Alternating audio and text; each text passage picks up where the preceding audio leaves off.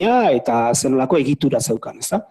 Gero ura guk euskaratik frantsesera eta gaztelera itzuli eta Iparralde Fundazioaren diru batekin liburua ere atera ere egin genuen, hain zuzen ere ulertzeko mikrorealitate hori. Beraz, xanen iritzitik nik ezpal positibo hori aterako nuke. Hau da, ez dago koordinaziorik, eratzerik, ez badago tokian toki errealitate bat aldatzeko, errealitate berri bat sortzeko asmo bat. Eta beraz, goitik baino, beti gora, Xuxen esan duen bezala, beharrezkoa dela. Gainera nik gehituko nioke horri ez dela aski egotea aktivismo bat. Behar dela izatea ere zera ikuspegi korporatibo bat. Eta ikuspegi korporatibo bat esan nahi du, talde bat biltzea, diagnostiko bat egitea, erabaki batzuk hartzea, erabaki horietan kateatzea beste batzuk, eta nolabait ere posizioa indartu duzunean, zure xedeak eta zure beharrak eta zure lehentasunak.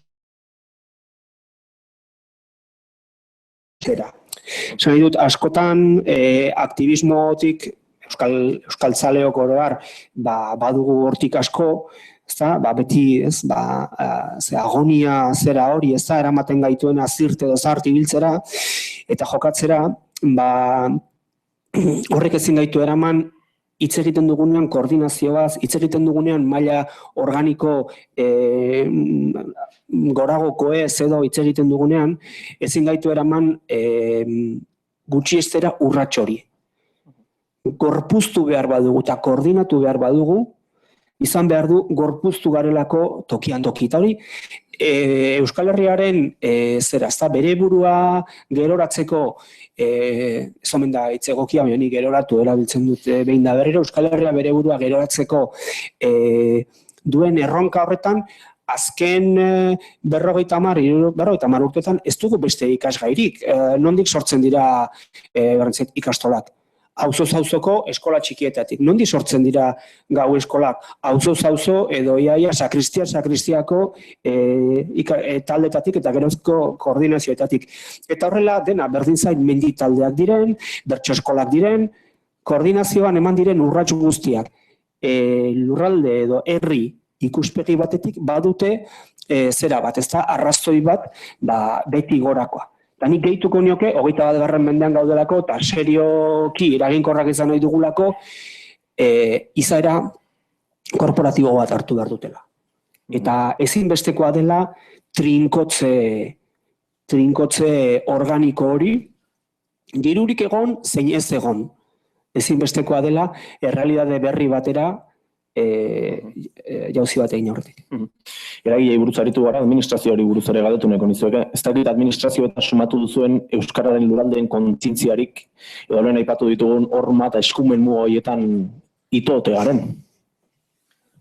Nik Ipar Euskal Herriari begira, orain arte administraziorik ez du izan, Ipar Euskal Herria ordezkatzen zuen administraziorik, eta azken urteetan bai kontzientziazio zeit badela euskarari buruz, baina euskararen lurraldeari buruz ez. Nahi dut, iparraldeko zein hautetsi interesatzen da euskararen egoeraz Gipuzkoan, Bizkaian edo Araban, edo Nafarroan.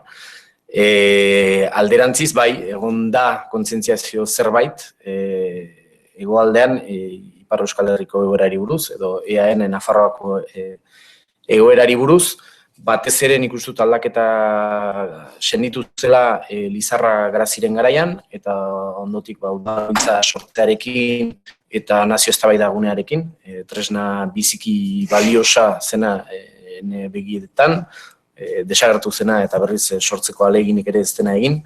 Nik uste dut bai bazela, eta Ibarretxe garaian izan zen halako kezka bat, Ipar Euskal Herrian euskara garatzeari buruz eta Nafarroan, gero krisi garaia itxi zen, lehenik Patxi Lopezen gobernuak laguntza guzti horiek murriztu zituen, gero krisi garaia, eta horre krisi garai badirudi parentesi hori istekotan da, baina parentesi horretan azken 4 urteetan atzera egin du, izugarri atzera egin dugu, eta ikus dezagun orain EAen gobernu berria dugula eta Nafarroan gobernu berria dela, ze egoistaki iparraldetik begiratuta erraiten dute, ze jarrera izanen dugun, ez? Nafarroan ikusten dudana komplikatu dutela gobernuaren osaketa eta konplexuz ari direla, oraindik euskararen gaian, atzo bertan atera zen Euskararen plana, iduritzen zait ez dute izan astirik, laro, txostena irakurtzeko, atzo agertu baitzen. Henean, badut olako susmoa, oraindik ere beldurrez ari garela eta ausartago jokatu beharko lukeela, ez. Eta hemen, ez dakit orain gobernu berri osatu da, ikusiko du zer izanen den. Ipar Euskal Herrian, goze hori badago, baina ideiak falta dira, uste dute beti errena, lankidetza, helburuetarik, baina hori uste dute, horretik erretenen nazio eztabaida unea bezalako egitura batek elikatu zezaken olako goze hori, gaur egun guk gogoetatu behar dugu, eta euskalgintzak gogoetatu behar dugu, eta ni badau, denbora bat erraiten ari naizela, etorkizuneko Euskal Herria nola koordinatu den, nola antolatu euskalgintzak adibidea eman behar duela. Ez. Eta horri buruz urratsak ematekotan hor behar dela, ukatu gabe ditugun administrazio ezberdinak, ze realitatea hori da, hortik abiatuz nola egin dezakegu, eta euskalgintzaren koordinazio berria, gaur egungoa behar bada ez delako aski indartsua, koordinazio berri horrek ere finkatuko du beste arloetan, ekonomia arloan izan dadila, turismo arloan, gizarte gaietan eta beste, uste dut aintzindariak izan behar dugula hori Euskararen lurraldean.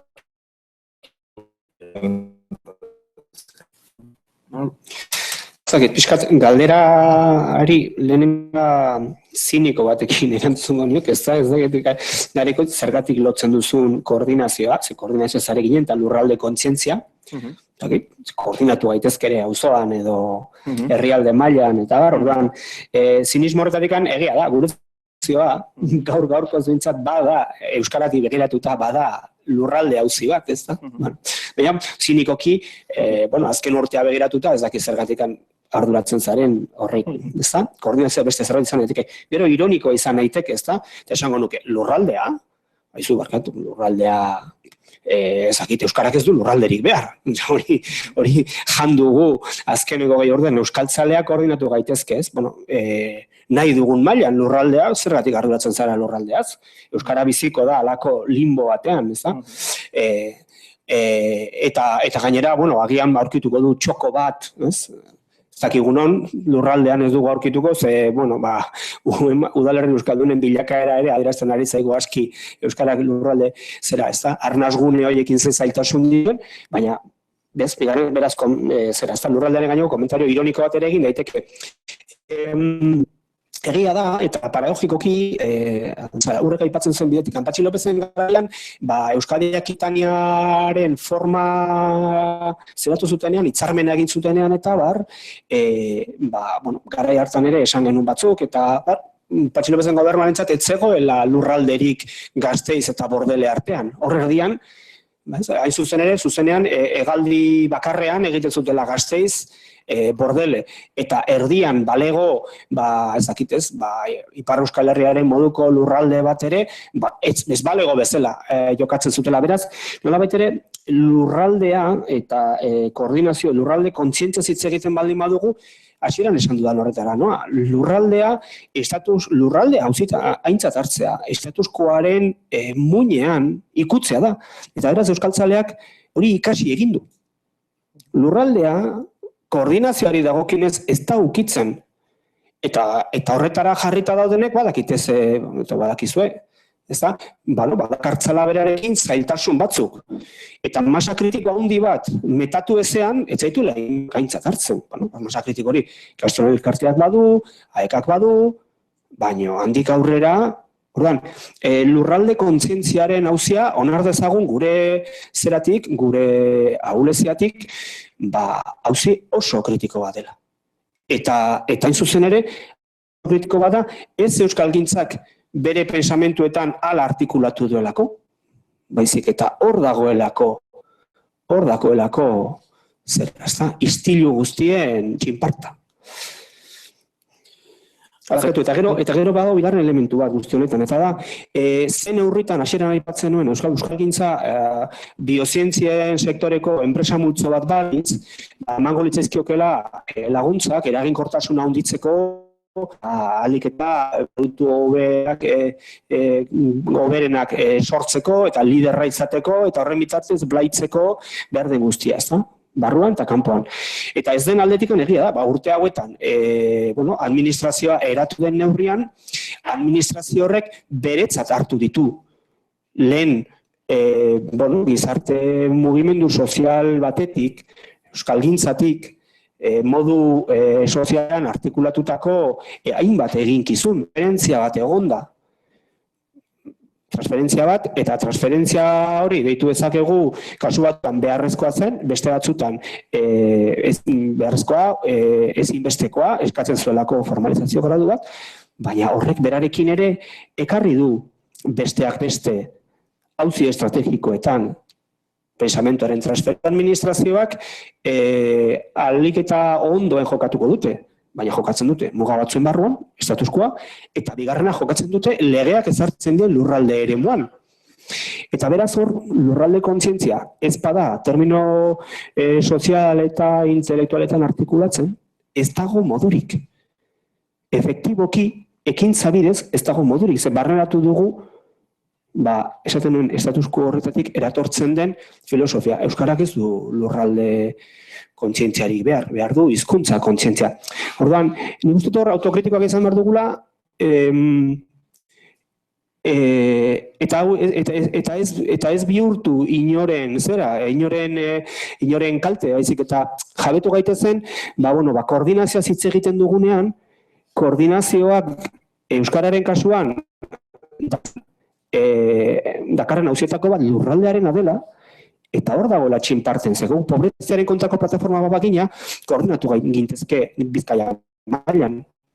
Eta aski lan izango genuke beste 1000 urte bizitare. Baina ez gaude hor, beste eremu batean gaude, eta euskararenak ezinbestean lurraldea eskatzen du, eta ezinbestean administrazioek lurralde eremu mugatua dute, eta arlo politikoan gatazkatsua da. Beraz, uste dut hor, ezin beharrezkoa dela artikulatzea eguneroko lanetik haratago doan pensamentu hildo bat lurraldea barneratzen duela. Gero, azken atalean hitz egiten dugunean zer egin daiteken aurrera begira eta bar, ja formulatuko dut zehatzago.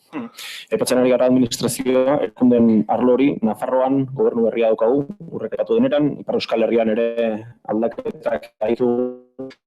Horrekin, esperaktibarik, itxaropeniko bat daukazuen ate berriak zabalduko direla, eta ate berri horiek zabaltzeko, gauza berriak loratzeko, lurra prestote daukagun. Nik uste lurra prest dugula, hori aspaldidanik prest dugula, ez? Ezin duguna eginda azken urteetako gauza, ez? Kolpez kolpe ibili, batean posible da, beraz egiten da, bestean nik uste dut horre Euskarari buruzaren ez, Euskarari buruz plan estrategikoa behar dela Euskal Herri osokoa eta berealakoa, ez? EAN Euskarak erabileran arazoa ditugu, main ezagutzak bederen gora egin du, Nafarroan ere pixkat gora egiten du, Ipar Euskal Herrian Euskara desagertzekotan dago, ez dakit ohartzen garen, baina gaur egun, eta gaindegiak ni baino hobeki egingo luke azalpena, baina gaur egun hiltzen den jende kopurua eta sortzen den kopurua berdintxua da. Salbu, hiltzen direnak, euskaldunak direla, 160an. Sortzen direnak, berez, ez dute hizkuntzarik egiten, baina demagun 110, 115 euskaldun bilaka daitezkela. Beraz, tartea izugarria da. Baina horretaz gain, kanpotik, urte guziz 1000 jende heldu dira Ipar Euskal Herria bizitzera. Eta gaur egun iritsi egoera batera, Ipar Euskal Herrian bizi den jendearen erdia baino gehiago Frantzian sortu dela, Ipar Euskal Herritik kanpo. Jende horrek ez du ez euskararen kontzientziarik, ez kulturaren kontzientziarik, ez herri kontzientziarik, ez deus. Eta ez bagara mugitzen, eta guzti badugu hola egiten, askotan aipatzen dugu, eta ez nuke konparatoria, baina ideia hartzeko bakarrik da, Israel ari dela kolonizatzen asentamentuak egiten Palestinan, ari zaizkigu kolonizatzen frantses kolonoak, eta ez gara ohartzen, eta naturalki pasatzen da, baina gero emaitzak hor daude, erran nahi dute Ipar Euskal Herrian biztanleko ari da, igo. Urtero, 1000 herritar edo gehiago, depintzen ze urteak diren, frantses jendeak heldu dira, mendi zoragarriak ditugulako, itxaso zoragarriak ditugulako, jendetasun handia dugulako, jendeari harrera egiten diogulako, baina horiek euskalduntzeko ez dago inolako plangintzarik. Ikastolak sortu nahi balin baitugu, sekulako arazo legalak. Euskal salbu balin badago da beste batzu frontean gaudelako, bai Nafarroan eta bai Ipar Euskal Herrian. Eta frontoiek galtzen baditugu, euskararen eremua murriztuz joango da. Beraz, larrialdizko plangintza bat ezarri behar da, bestela pikutara goaz. Ipar Euskal Herrian euskara pikutara doa, beraz, salduko dizuegu ikastola garatzen ari dela, egia da, baina proportzioan batalla hori galtzen ari gara. Beraz, administrazioak eta momentu honetan badirudi nolabaiteko euskararen gaian adostasun bat egon daitekela 3 administrazioen artean, larrialdizko plan bat ezarri behar da segidan, bestela gero berantegi izanen da. Hor, datuak osatze aldera eta argitaratu dauzkagu eta eskanda dauzkagu, baina beti dira minberak. Ez da hor, Ipar Euskal Herrian uneetan datozenak bereziki gazteak dira. Gazteak dira, familiak dira, umeekin datoz, eta kostaldera datoz, eta 2020erako uste dutela, bataz beste, eta 30erako bataz beste, 40.000 lagun gehiago. Biztanleria 40.000 lagunetan aztea espero dute. Eta alderatzen baldin badugu kostaldeak Gipuzkoatik Lapurdira bitarte horretan, maila guztietan ikusten da, etxegintzan, gaztetasunean, aktibitate ekonomikoetan, nola ari den transformatzen eta oso bizkor gainera Lapurdiko kostaldeak arte kode propioekin funtzionatzen duen. Beraz, hor genuke zertan arduratu. Ez da orain gutxi bakarren bati enplegua delako auzietako bat. Ipar Euskal Herriko gazteak enplegu bila edozein lekutara joan behar dutela barneratu dute Ipar Hego Euskal Herria etortzea arazo bat izan daitekela, eta benetan prekaritatea gaur egun ikusi da bada. Baina Ipar Euskal Herria ditu langile gazteak, prekaritatean bada ere, eta hori erabateko transformazio prozesu baten sartu dago.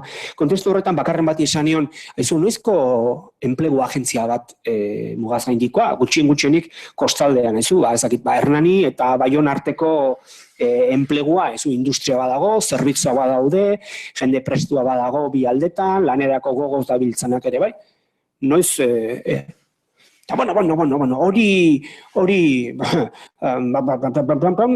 eta gaur arte. Eta hori enplegu agentzia bat sor dezake administrazioak, uste dut aukerak badaudela, sor dezake ere mugimendu sozioekonomiko batek, baina ez da sortzen. Orduan, adibide hori eman da, dena dela, eta pixkat, Garikoitzek egindako galderari begira jarrita, aldaketak eman dira, aldaketak garrantzitsuak dira, baina denbora beharko da. Eta denbora dio danean esan nahi dut, azteko bakoitza badauzkala bere egunerokoak eta bere zailtasunak, logikoak direnak, kudeaketan, administrazioa zarinez kasu honetan. Eta beste alde batetik, denbora behar delako diagnostikoak konpartituz, komunak diren erronka batzuk, elkarrekin hobeto konponduko ditugula ikusteko. Erronkak hor daude, eta ukatzen, eta gure artean egingo bagenu mintegi bat, bere alaterako genuke zerrenda bat. Baina noiz hasten gara jabetzen, komuna dugun hori elkarrekin hobeto konponduko dugula. Beraz, hor badago erronka garrantzitsu bat, nik uste euskalgintzak bete beharko lukena.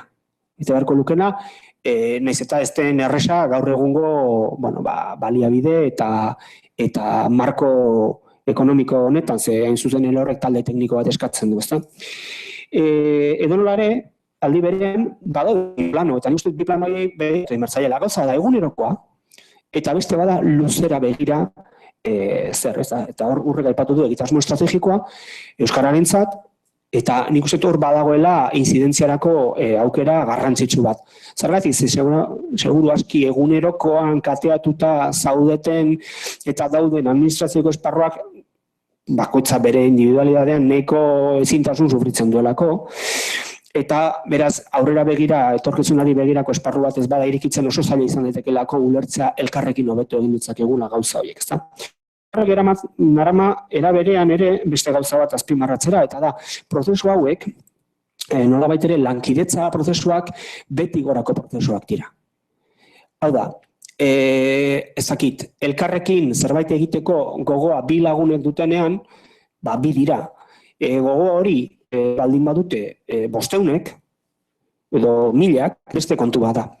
Eta beraz, beti gorakoari espazaio ematen, bottom up deitzen den hori, ezta? Beti gorakoa sintetizatzeari espazaio garrantzia ematen, administrazioko beste eremu batzuetara ez dator errealitate hori erantzuteko premia.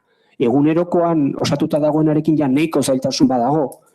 Beraz, nik hor bai nolabait ere pixka bat ikusten dudala, nolabait ere lankidetzarako egon litezkeen aukerak ondo pentsatu behar direla, ez daitezen kantramilatu eguneroko ezintasunekin, beraz, ikuspegi estrategikoa, eta gero bigarrena ezinbestean eta euskalgintzari datorkiona beti gora egin behar du, administrazioa, estatuskoa hor dago, baina ez delako ezinbestean ere gaiztoa, edo ez dakitzeren kontra dagoena, bezik eta batzutan dagoenari erantzun behar dio.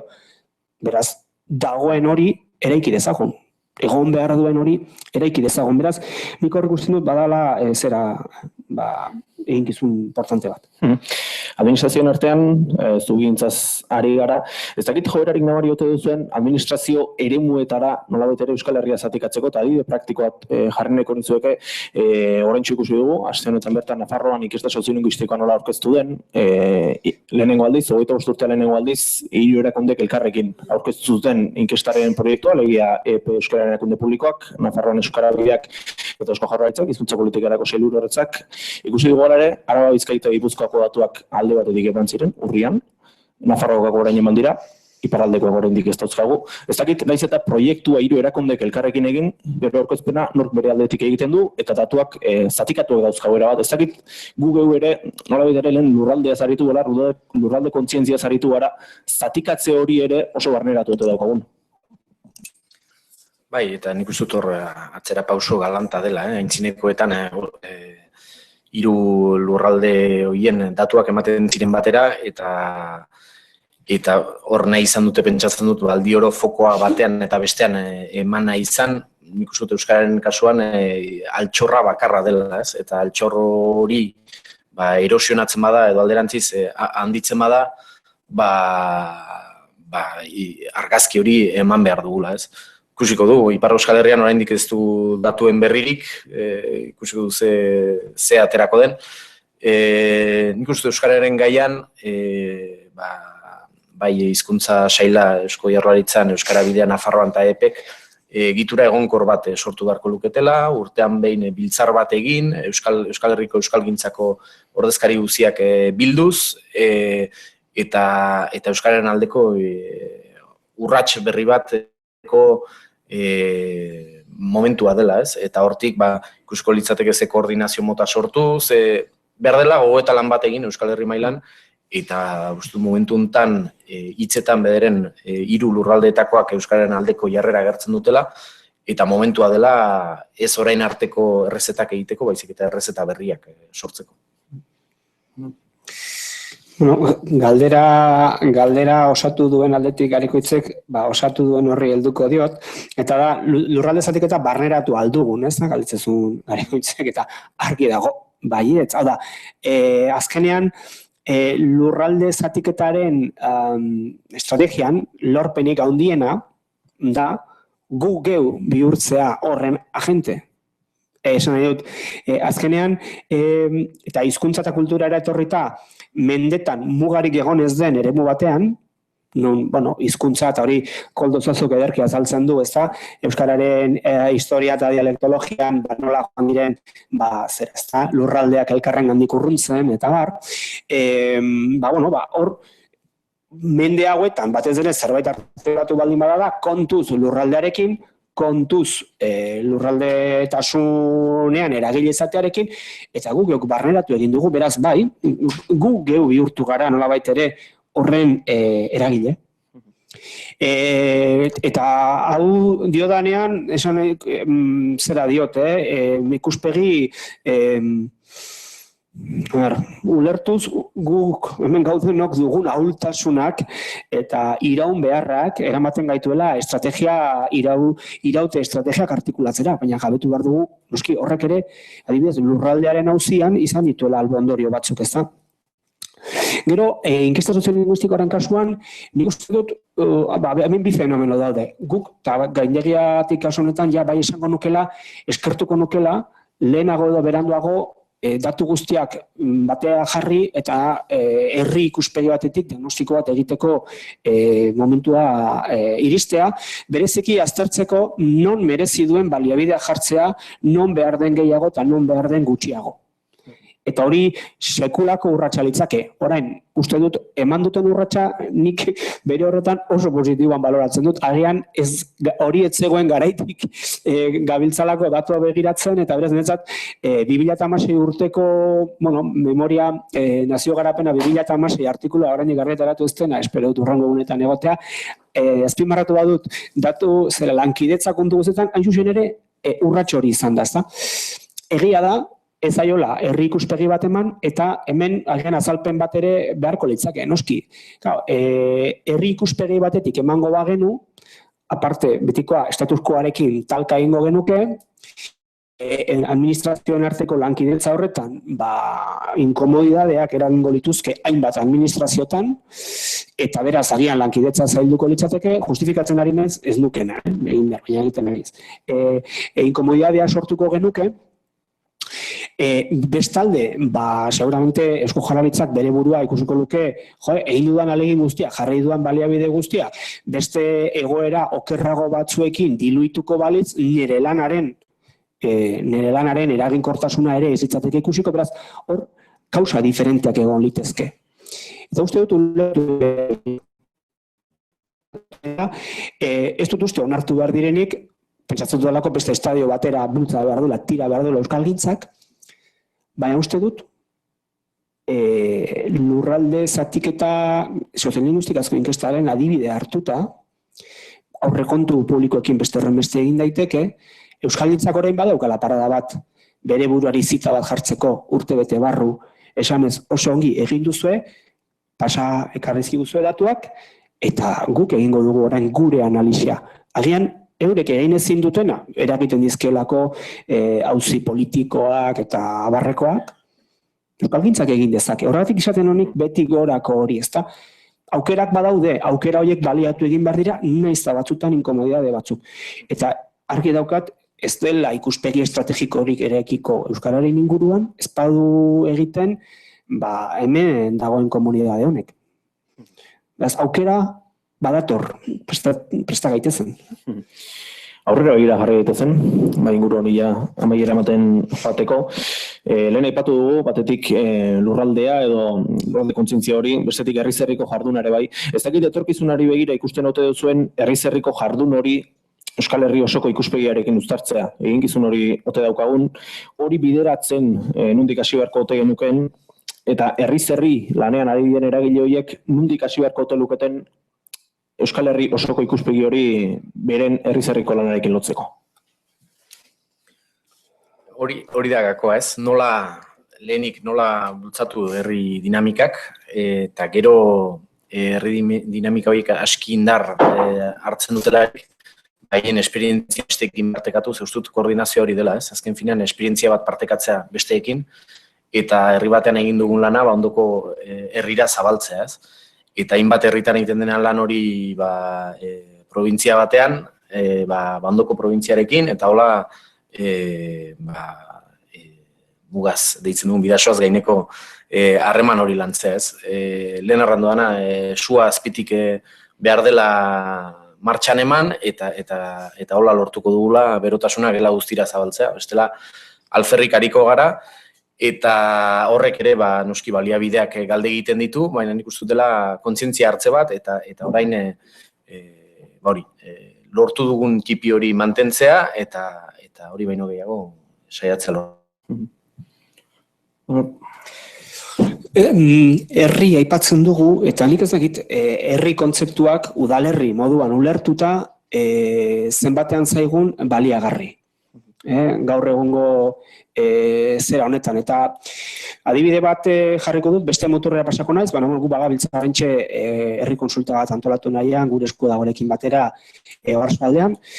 Eta jabetu ginen, udalerri bakoitzak bere konsulta izango du, bere galdera izango du, bere talde sustatzailea du, horrek dakarren koordinazio arazo handi batekin, baina jabetu ginen zen, eta udalerri bakoitzak lauka baitutako herritarrik. Eta lehenengo zen, hemen nola, batez ere beti parte hartzea ahalik eta zabalena izan dadin, hau da, ahalik eta jende gehienaren gara iritsi, ikuspegi pedagogiko batetik, entzun dezan zer den, erakitzeko eskubidea, zergatik den pertinentea, eta neurritan ez duen baldintzatzen bere posizioa, eta era berean nola jarrera proaktibotara ekarri, ezta? Gutxienez konsultari buruz hitz egitera, edo alba dute, parte hartzera. Eta jabetu ginen zen, eta zer berri deskubritzen honekin, ez dakit nola esan, hemen lan egin, bestean erosketak egin, eta bestean lo egin. Orduan, badago hor, nolabait ere mugikortasun izugarri bat, persona eta kolektiboena mugikortasun ez dudena fisikoa ere bakarrik izan behar, bizi dugun garai honetan, likidoa esango diogu, Bauman jaunaren oroimenez, eta horri erantzun bat aurkitu behar zaio. Herri zerrikako koordinazioa baliogarria da, baldin eta ari bagara herri mailako egitura eta proiektu ez. Baina pensamentua pixka gehiago maila konplejoagotara ekartzen badugu, jabetzen garena da, berehala prozesuak ez dutela zertan linealak izan beharrik, eta beraz, agian artikulatu behar direla beste espazio batzunik, hori ez da, herria edo kontzeptu, lurralde kontzeptuaz gain, gutxinez sektore kontzeptua sartuko nuke, izan daitezkela sektore produktiboak, izan daitezkela beste erabateko sektoralizazioak, ez da. Eta orduan nolabait ere, lehenik nik hor bai ikusiko nukela zein diren euskararentzat eraginkorrak izan litezken eremu espazialak eta eremu sozialak, sozioekonomikoak, dena delakoa. Epatu du baita ere, erakunden esparruan, iparraldean aldaketak izan ditugula, azkeneko astegoetan, Nafarroan gobernu herria daukagu. Ez dakit horrekin arriskurik ikusten ote duzuen, herritar euskaltzaleen gain halako lasaikeria bat ere etortzeko. Badaukagu aldekoa den erakunde bat, beraz arke egingo du. Bai, nik uste arriskua benetakoa dela, eta hemen ezagutu dugu, hainbatetan arrantzaigu, bai, garaietan, ikastolen sorrera, eta eraman zen kontzientziazio, eta azken finean hil alabiziko borroka hori, euskaren aldeko alabiziko borroka hori, jendek misio hori hartu zuten eskutan, eta egun badirudi hori ez dutela hola senditzen egin lurraldean, ez? Gertatzen da, euskararen borroka ez dela oraindik bukatua, ez da, inundik ere ez. Guk kezka hori ere ikusten du, adibidez, ikastola bat sortzeko Aljeko deitzen dituguna edo barrakoiak deitzen dituzuen horietan, hainbat urtez egon da gero itasurekin, berogailuak ela berotzen eta hor gurasoak mugitzen dira, lortzen dugu, herri urrats bat montatzen da eta ikastola hori sortzen da, baina gero ondoko belaunaldia etortzen da, eta azken finean ikastola txukun bat aurkitzen du, eta ordan nola egin, buraso horiek ere sendi dezaten, bira, zuen ikastolan bai lortu du hori, baina beste ikastola sortu du, eta beste ikastola hortan zuek bizitako egoera bizi dute, ez? Orduan nola kontzientziazio hori nola zabaldu, ez dela urrats bakar batekin hori bukatzen, eta bai lana da, eta batez ere ohartu behar dugu ere bai, gutxirekin konformatzen garela, ez, askotan, eta ez genukela konformatu behar gutxirekin, ez. Asamblea batean euskaraz mintzatzea izan daiteke aukera bat, bai honan elkargoarekin gertatu den bezala lehendakariak lehen hankasartze polita egin duela, galdeginez hautetsi bati euskaraz mintzatzen bazara zukin beharko duzu itzulpena frantsesera, bueno, hori izan daiteke ikuspegi bat, uste dut gauza asko bat direla oraindik dena irabazteko dugula, Ipar Euskal Herriaren kasuan, eta bai arriskuak hori badirela, baina uste dut oraindik urrun garela egoera hortatik, ea administrazioak benetako urratsak egiten duen, eta arrisku hori agertzen zaigun Ipar Euskal Herri maila, baina uste dut biziki urrun garela hortatik. Bai, ikusten duzu bezala, galdera guztietan, galderaren muinari saiatzen ez alako esteak eta zera organoa bereizten, eta galdera hori ere egin behar zaio, ezta? Ia, interakzioa, administrazioa, eragile sozialak. Hor fenomeno desberdinak uztartzen zaizkigu, eta etorkizunean eragin nahi badugu, jakin beharko dugu ere, bakoitzak zeri erantzuten dion, ezta? Esate baterako, bizigaren gizartean, 21. mendean, administrazioa bada eskubide batzun, zaintzaile edo garante, bereziki eskubide batzuk ejekutatzeko ezinbesteko oinarri bat. Eta hori ezin dugukatu, 21. mendean bizigara, esan dezagun, eskubideen gizarte batean, eta eskubideen gizarte batean, zalantzari gabe, forma administratibo bat hartzen du. Eta zuzen ere, hitz egiten denean, estatus politikoaz, eta hitz egiten denean, independentzia ez, edo konstituzioa mengoa tangoa, zuzen ere, ari gara aztertzen, nola eskubide batzuk, berdin zait, lanerako, osasunerako, hezkuntzarako, edo hizkuntza erabiltzeko eskubide batzuk bermatuko diren, eta horrek ezinbestean eskatzen du, formalizazio bat botere terminotan, ez da?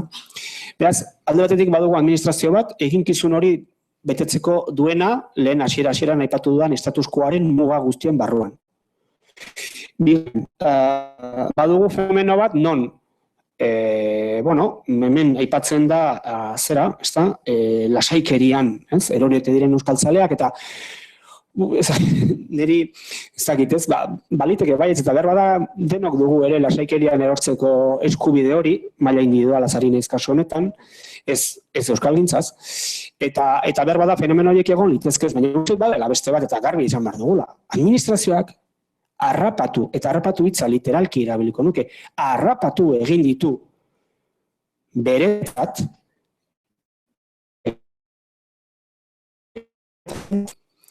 lehen esan duan, biozientzietako enpresa sektore bat bagina, ez genuke arazo hori inork, ez liguke esango nola antolatu behar diren enpresak, inbertsioak nolatu behar diren, nola ebaluatu behar diren emaitzak, ez, eraginkorra zaretu, segi, eta alik eta diru gutxien eskatu. Euskararen kasuan alderantziz gertatzen da, ezta? Hau da, hezkuntzari dagokion atalean, lasai, nerekin hitzartuko duzu, bestean berdin, ez? Eta horren arabera nik baliabide batzuk jarriko dizkizut edo ez. Atzean, daukagun, status quoa zaintzeko ardura horretatik, eta ez horretatik bakarrik, seguramente beste liderazgo batzuk sortzeko asmotik, eta bar. Orduan, nik euskaltzalearen lasaikeriarekiko badut alako zera bat, alako zera hon bat, sensazio hon bat, naturala den aldetik, baina uste dut, jabetu behar dugula, administrazioak bere egin dituela, nire ustez, paktatu behar zituzkeen hainbat kontu. Eta horrekin ez dut esan nahi, herri honetan egoera erresak bizitu direnik, ez dut esan nahi, gertatu diren guztiak izan direnik, bide bateratzaile batera ekartzeko eginak, eta kontu, Ez naiz gutxi estenari gertatu den guztia, baina gertatu den guztia alde guztietatik. Eta hor badago, nik esango nuke, euskalgintzaren eraginkortasuna gutxitzeko, badago desjabetze bat. Beraz, aurrera begira ekarriko banu hori, eta aurrera begira nik uste dut ezinbestekoa dela, interakzio baten bila joatea. Eta bizi ditugun garaiek nik uste dut aukera ematen dutela, ez bakarrik garai politikon honetan aldaketa batzuk gertatzen ari direlako, status quoa ez aldatu, ez lurraldearena eta ez kulturala, baina bai nolabait ere gure baitatik soluzioak aurkitzeko premia inoiz baina handiagoa delako. Handiagoa da, euskararen normalizazioan eman diren urrats batzuk bere tope presupuestarioa legalak eta aurkitzen ari direlako, eta gehiago behar dugu, bizi dugun mundu honetan non administrazioa bera ez den lortu nahiko lukeen guztia, edo administrazio euskalgintza komunidadeak lortu nahiko lukeen guztia lortzeko gai. Beraz uste dut hor, ikusten eta aurkitzen ari garela, urrek ederki aipatu du bere kasua, baina hori gure hegoaldera ere ekar liteke, ezta? Orduan, uste dut hor, muga batzuk aurkitzen ari garela eta muga horientzat erantzunak behar ditugula, eta erantzun hori ezin bestean lankidetzatik, datorrela, egin batean, interakziotik datorrela beste batean. Lankidetza egon daiteke eginkizun banaketa, eta eginkizun banaketa horretan, Euskalgintzak gaur egun ez dituen eginkizun batzuk ere hartu beharko dituela. Beraz, hor, nik uste dut, badagoela ibilbide oparo bat egiteko, ezta? Baldin eta gainditzen badugu beldur hori, ezta? Eta beldurra zuzen ere da, eske, status quoan gai hauek ezin dira ikutu. Eta bestetik, gainera, honek niri protagonismo politikoa edo elektorala kentzen dit edo ematen dit. Orduan, hori dela gainditzeko. Adibide bat aipatzearren, egun hauetan dantzan dabilena, ezta? Autonomia Erkidegoan, Confebaskek dauka enpresen ordezkaritza. Legebiltzarraren aurrean, ekonomia eta gizarte kontseiluaren aurrean. Confebask enpresa multzo bat da.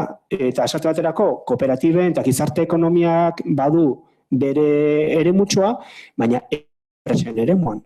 Eta, aspaldiko aldarrikapena da, Mondragon taldeak duena, ez nik egon nahi dut lehiakortasunaz eztabaidatzen den lekuetan bozkarekin. Nik ere, Mondragon aipatzagatik eragile haundi bat, ezta? Eta Euskalgintzaren kasuan ez dena gutxiestekoa izan duen jarreragatik hainbat kasutan. Hor, Confebaskek zalantzari gabe, orain arte izan duen zera hegemonia hori auzitan jarri zaio, noiz? Beste garaiak estutu direnean, enpresa elkarte berri bat sortu denean, eta gero sindikatuak ere, mintzat, Euskal Herria, egoitza nagusi Euskal Herrian duten sindikatuek, erabaki dutenean beste bide bat hartzen hastea. Orduan, uste dut hori interakziorako aukerakoa daudela, eta interakzio horietan esparru berriak irikitzen ari diren aldetik, Euskararen kasuan, esparru berri horietan liskartu izan gabe, administrazio eta Euskalgintzaren arteko zera horret, ardura banaketan, eraiki daitezkela aukera berriak, konsu berriak edo banaketa berriak. Bukatzeko, aipatu dugu, solasaldi honetan behin garai aldaketa batean daudela. Ezakit militantzia ereduan eta eragileen jarduteko moduan ere berpentsatu bat emateko momentu eritxo duen. Nik errango nuke ez. Momentuz, formula zarrak hortan bai militantzian erabili beharko ditugula. Esplikatuko zergatik. Gia da esperantza bat sortu dela, Euskal Elkargo bat sortu baita, baina momentuz ez dago ezer irabazia. Eta espero dut ez, baina nintzateke harrituko datozen aste edo hilabetetan berriz ere egoera gatazkatsu bat sortzea, tren hori gure aurretik pasatuko delako eta arriskua handia duelako Euskara bidaiari gisa ez hartzea.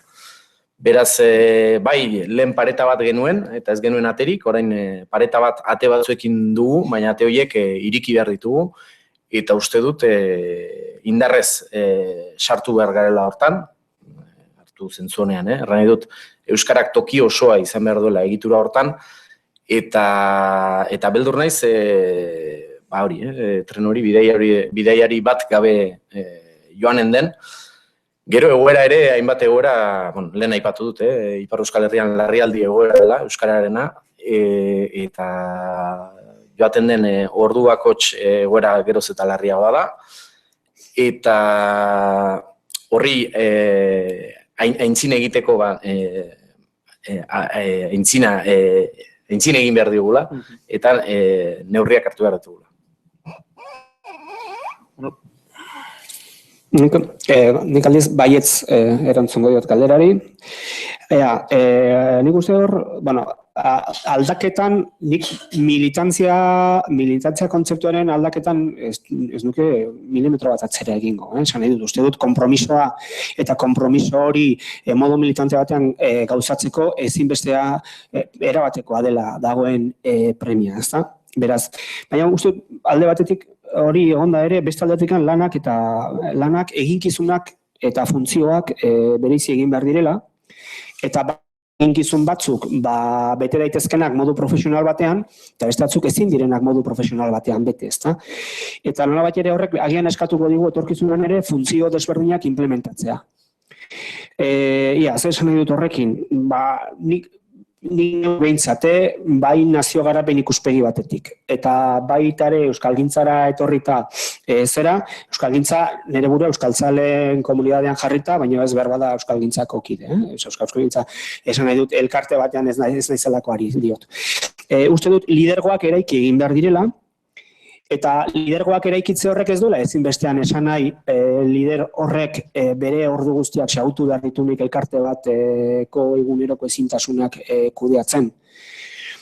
Beste modu batera esango dut. Euskarak garai berrian masa kritikoa behar du, eta masa kritiko hori behar du lehen auzitan jartzen banon herriaren kontzeptua, udalerriaren kontzeptua, edo lurralde kontzeptua, esango luke orain masa kritikoa behar duela sektore. Eta sektore guztietan egon behar duela euskaltzaleen masa kritiko bat agerikoa eta artikulatua. Eta nolabait ere beraz, hor joan gaitezkela lidergoak eraikitzen eta eginkizunak banatzen, ezta? Eta eginkizun horietan parte bat izan daitekeela profesionala, eta profesionala eskatzeak esan nahi du estandarizatua, ibilbide jakin bat daukana, eta nolabait ere eragin jakin bat lortu behar duena, baina horren parean, bizi dugun gizarte multi honetan, eta nahi baduzu likidoa ere dezakegun honetan, bat artikulatu behar dela. Eta masa kritiko hori ezin dela izan bakarra. Izan behar duela eremu bakoitzean berea, eta nolabait ere oso identifikatua gainera personekin. Ezta? Nolabait ere baditugu alde batetik eragileak, eragileak, sektore batean edo bestean ari diren agonen edo bestearen alde, euskalgintzaren ikuspegitik ari naiz. Baditugu gero afektatuak, hain zuzen ere, administrazioarekiko harremanetan zerbitzu bat jaso ez dutelako, edo, eta hor bada beste perfil bat, eta gero baditugu erabiltzaileak.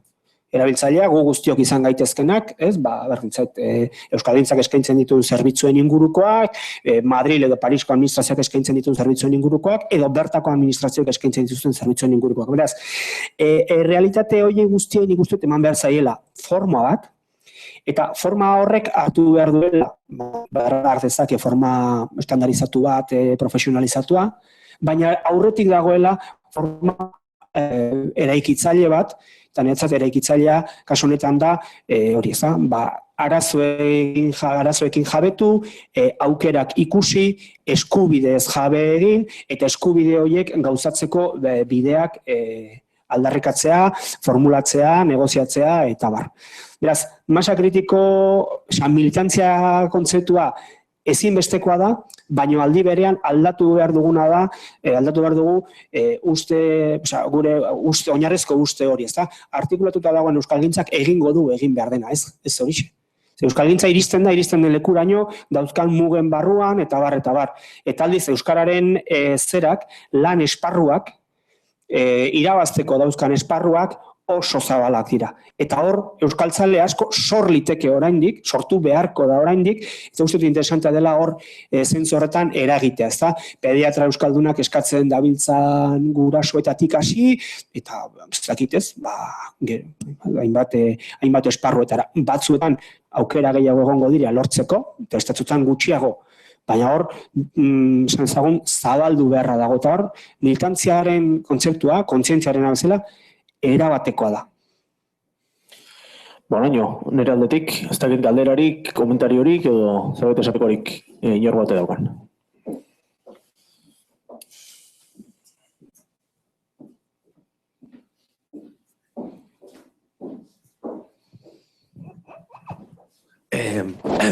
Egunon, Gasteiztik, Imanolentzat.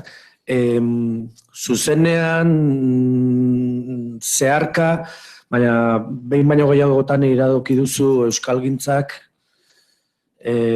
lurralde antolaketa edo lurralde garapen horretan eginkizun berriak hartu beharko dituela, nolabait vertebrazioari begira, baina ez duzu zehazki esan zein, orain arte egin ez dituen edo izan ez dituen eginkizunak izango dituela edo izan beharko lituzkela etorkizunean.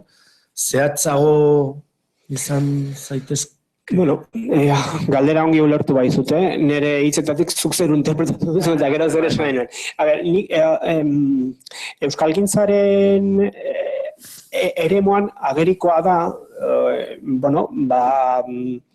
Euskal hiztunen elkargoa neukan hor idatzita, hori da, aspaldi honetan buruan dabilkidan kontu bat, Euskal hiztunen elkargoa organikoki, eratu genu, azunta bakoitzak bere organizazioan dauzkan eguneroko helburuak eta egitekoak, ez? Hasiko ginateke ikusten, kontxo, hemen hau sortu da, hemen arazoa daukagu, haizu hemen ate berri bat zabaltzen ari da. Eta, zer egin dezakegu hemen erantzuteko, hemen jokatzeko, eta bar.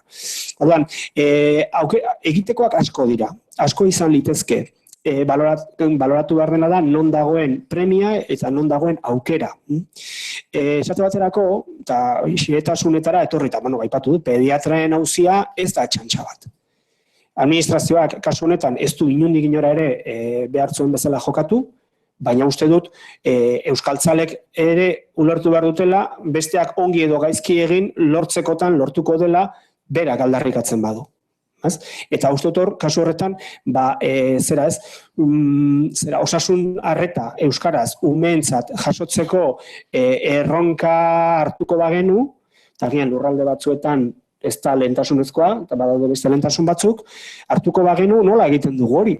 Nola osatzen da, zein da diskursoa bateratzailea, ahalik eta jende gehien elkartzen duena, eta uste dut, gogoetarako metodoez, helburu, formulez, diskursoez, asko dagoela hitz egiteko. Baina, etorriko bagina, eta horreko batean, txotako batzuk antzaundeten, UEMarentzat egin ditugun lantxo batzuk, eta beti muga ekonomiko handi batzuen barruan aldugun neurrean egin ditugun lan batzuek, mai gainean jartzen ziguten auzietako batzen, udalerri euskaldunetara, inguruko herrietatik, etxebizitza politika medio, bereziki 2000 urtetik 2008 bitartean, etorri direla, inguruko horretatik esan bezala, gazte asko, etxea erosi dutenak udalerri bere ustez gozoago, erosoago, erakargarriago batean, baina kasualidadean, naiz eta gure artekoak izan, horietako askok ez dute euskara menderatu, ez dira bizi izan du euskara nagusi den esparru batean, eta beraz, orain aurrean daukagun galdera da, zer egingo dugu udalerri horietan euskararen araua, euskararen lidergoa esan dezagun, euskararen boterea esan dezagun berriro nagusiteko, pertsona horiek integratuaz eta ez arrakala berriak sortuaz. Hor, ari gara, ez gara ari administrazio zikoitz baten kontra zer egingo dugu. Ez, ari gara, esate baterako, eskolako guraso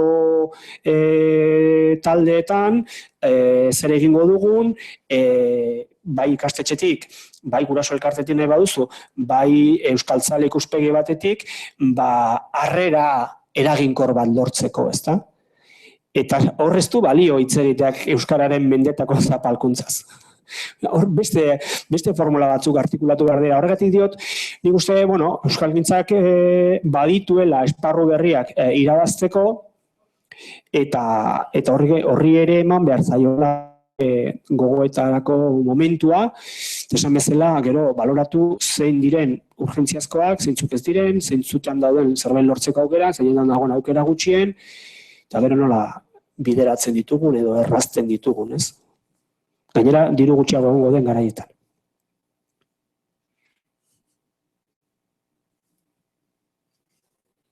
Beste dena egon. Ni gainera, barkatu, puntu honekin lotuta, enpresa mundura etorrita, horren beste, ez da, hain zuzen ere, beste lurraldetikan langileak badatoz gurekin lan egitera. 2 urterako datorrenari euskara ikasteko exigentzia jarriko diogu, ala lagunduko diogu ulertzen zein den enpresa barruan daukagun euskalduntze egitasmoaren barruan zein den bere zentzua eta agian hor bere posizioa diseinatzen dugu ez dadin izan, ez dakitez, liskartxu, baizik eta bateragarri ez dakitez. Frente asko da du, baina uste, hori buruz zuek ni bezain beste edo gehiago dakizuela egunerokoan zaudetelako. Besterik ez bada, hementxe utziko dugun, eskerrik asko Imanol, eskerrik asko eta zure bai, eta urren arte.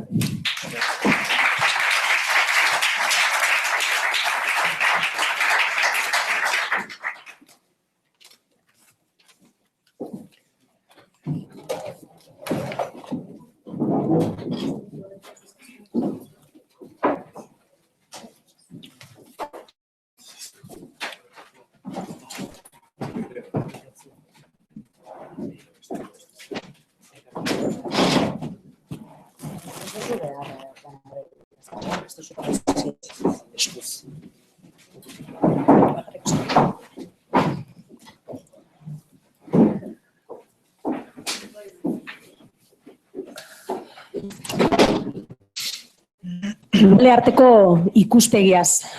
Horrengo gonbidatua,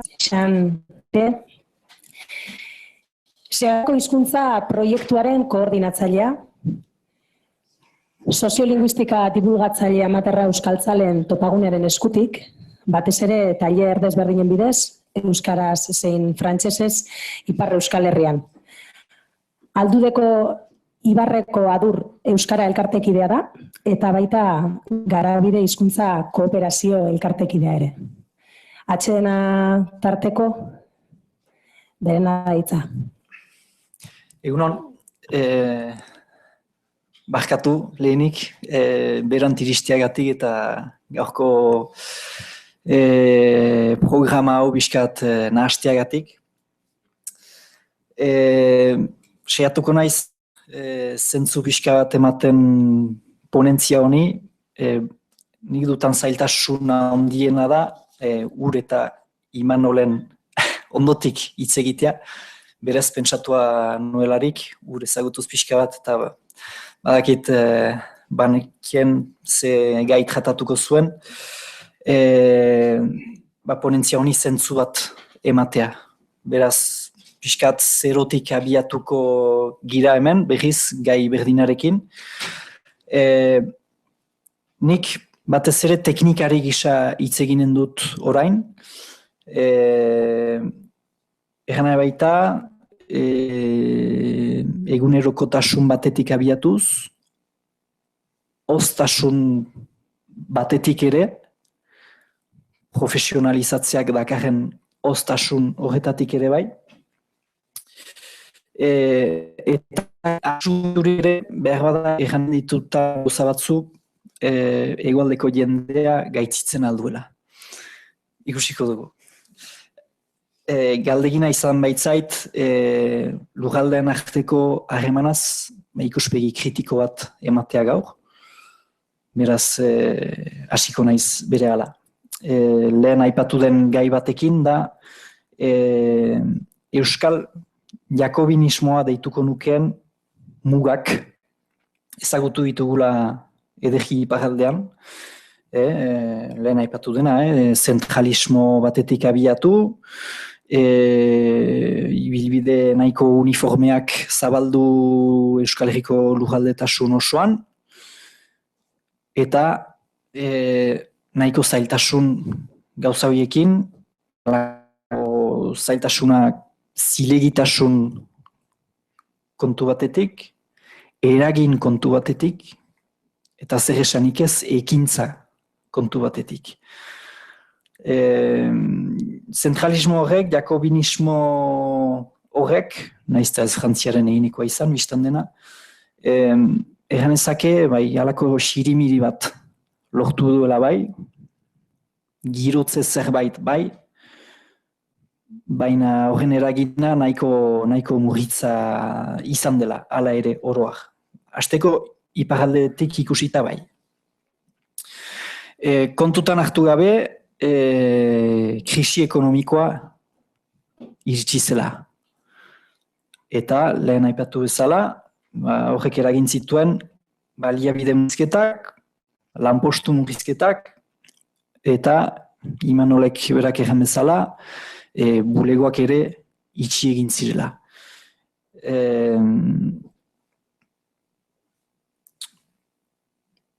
Mintzatuko naiz orain, barnetik bizi izan dudan esperientzia batetik.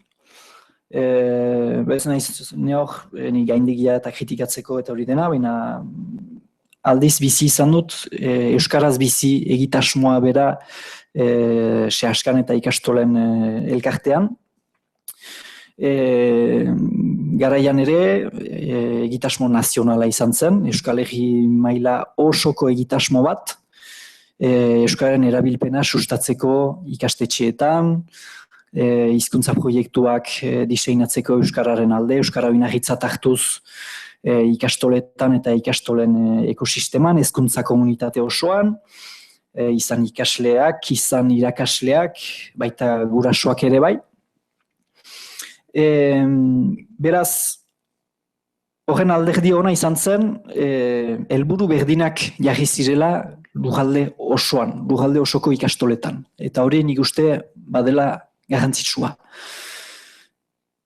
Aldiz, hor izan zen akatsa, izan zen prozesu berdina ezagri zela ikastola guztietan.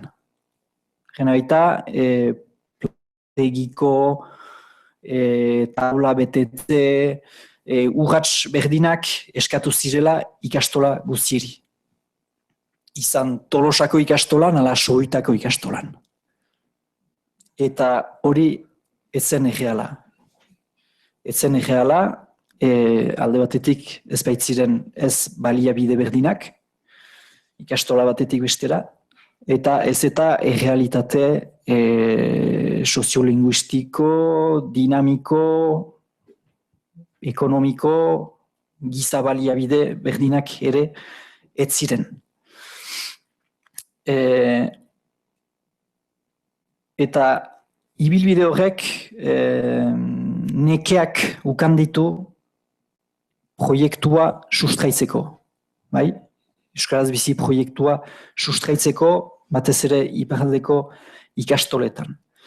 Nekez, nahiko molde asalekoan gelditu da, ez baitira kontutan hartu desberdintasun horiek. Eta hori, biziki importanta da, batez ere zubigintzan ari girelarik, eta nahi dugularik zubi hori sendoa izan da dira. Eta horrek badu eragina preseski zubiaren sendotasunean. Biziki importanta zait sustraitzea eta ez gaizki ulertu, ez naiz ari protekzionismo ikuspegi batetik edo provinzialismo batetik edo batere. Bakarrik nahi nuke adibide bat eman, joan den udan, uztailean, izan zen UEUk jakinek elkarlanean eramandako ikastaro bat, udako ikastaro bat, Zizpa gaztetxean.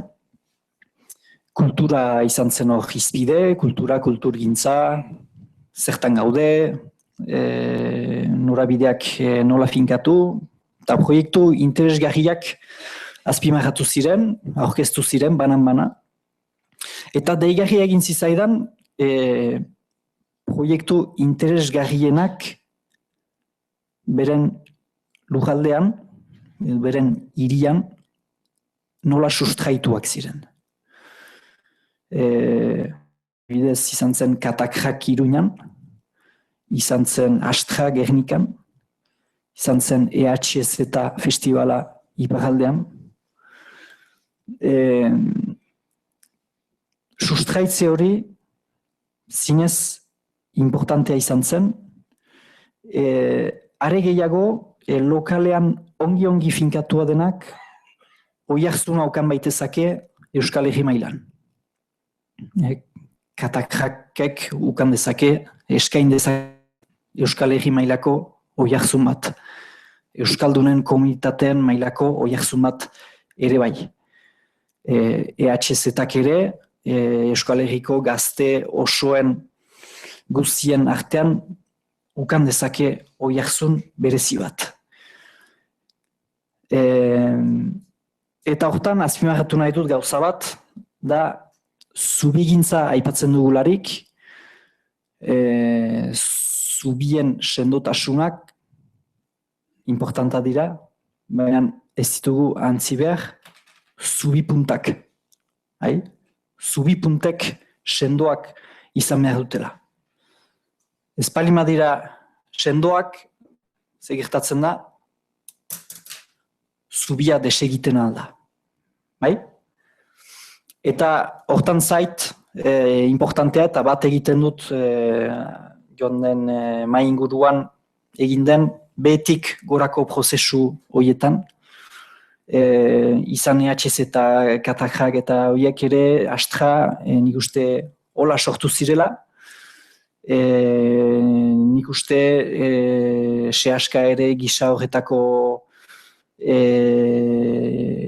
sehaskak ere gisa horretako prozesua ezagutu duela, eta horrek ere egiten duela tokian tokiko erreferente argia dela sehaska. Bai? Eta biziki importanta da sehaska sendo izaitea, ikagua sendo izaiteko Euskal Herri osoan, eta behar bada haratago ere, gero eta gehiago deituak baikara gure esperientziak partekatzera Euskal Herritik baino haratago. Beraz, biziki importanta zait, argiki identifikatuak izatea tokian. Gure funtzioak argiki identifikatuak izatea ere bai. Zertarako gauden hor, zergatik, baina zertarako ere. Funtzio horiek partekatzeko bidean ere bai. Erreferenteak ekosistemaren parte izateko, egan nahi dut, polisaren parte izateko, politikaren parte izateko, hori biziki importanta da. Katakrak bat, adibidez, Iruñan jendeak badaki zertarako den. Eta sortu dutenek ere badakite zertarako sortu duten. Ikastolak sortu ziren bezala, sehaska sortu zen bezala, behar batetik sortu, intuizioz bai, baina behar batetik abiatuz. Eta hortan, gehiago teknikari gisa hitz egiteko, importanta zait gauza bat zinez funtsezkoa eta nahiko obsesioa bilakatzen ari da azken urteotan. Erreferente horiek eta erreferente horietan mugitzen diren pertsonek formatuak izan behar dutela hainbat gauzetan. Nik uste formakuntza dela mugimendu soziokultural politiko baten oinarrietariko bat. Badakigu sehaskan adibidez zein garrantzitsua den gure irakasleen formatzea. Euskal Herriko Laborantza Ganbaran ere, aski da doi bat beren webgunea edo aldizkaria begiratzea, formakuntzak badu toki funtsezkoa.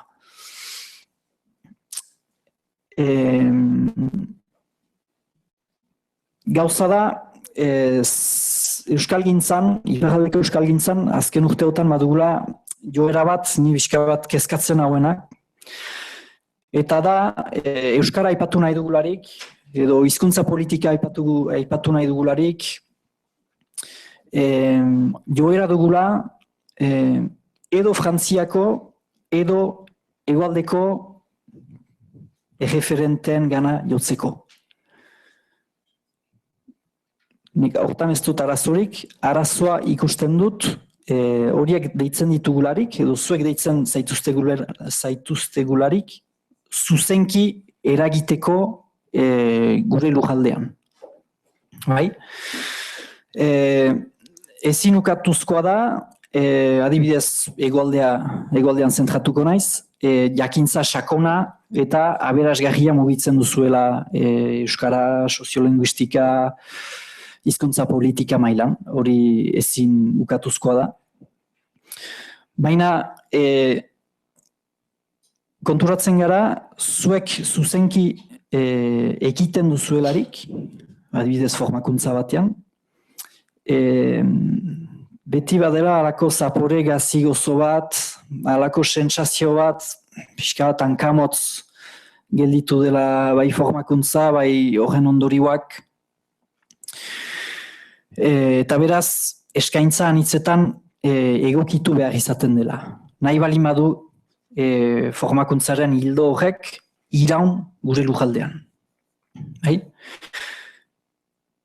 Horrez gain, zuzenean eragiten duten teknikariek, ez dute realitatea, tokiko realitatea beti menperatzen. Hori, eta horrek ere egiten du, iskat sentsazio hori gauzak hankamotz gelditzen aldirela formakuntzetan. Eta zinez pragmatikoki hitz egiteko, aipa dezaket presioak, adibidez. Anitzetan, presio garestiegiak ateratzen dira, formakuntza bat nahi bada antolatu. Ez dugu antzi behar, oraindik euskak ez duela alako zentraltasuna iparraldeko gizartean, iparraldeko egituretan, administrazioan, euskal elkargoan, eta beraz, jendeak bi aldiz pentsatzen duela, zuek eskatzen ahal duzuen presio bat mahai gainean jartzeko eta hori ordaintzeko. Eta antzi gabe ere herri mugimenduetan ditugun zailtasunak, urek errandu euskalgintzak ez duela sekula dirurik ukan, eta hala da, eta ukan dugu orain baino diru gehiago iraganean. Ez du antzi behar, adibidez, Etxepare lizeoa ari dela sagarrondo saltzen bere lizeo berriaren ekipamendua dirustatzeko. Hortan gira, eta beraz, batzutan hemendik ateratzen diren aurrezu dira, ezin dugu.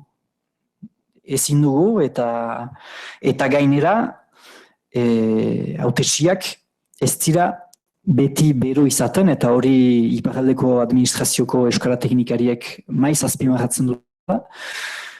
Hautetsiak ez dira beti bero hegoaldeko itura bati zuzenean ordaintzeko formakuntza bat. Nahiago lukete tokian tokiko erreferenteak izatea, eta hoiei bai preslirateke gehiago presio bat, eta eskatzen den presioa emateko.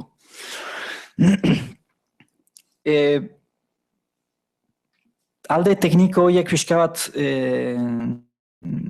urrunera utziz edo gibelean utziz, eta distantzia pixka bat hartuz, joera horrek eragiten ditu zubi, edo eragiten ahal ditu zubi asimetrikoak. Egin nahi baita, ez dugula gure ahaletan sinesten, guk iparraldeko euskalgintzan, iparraldeko teknikariek gai girela jendea formatzeko.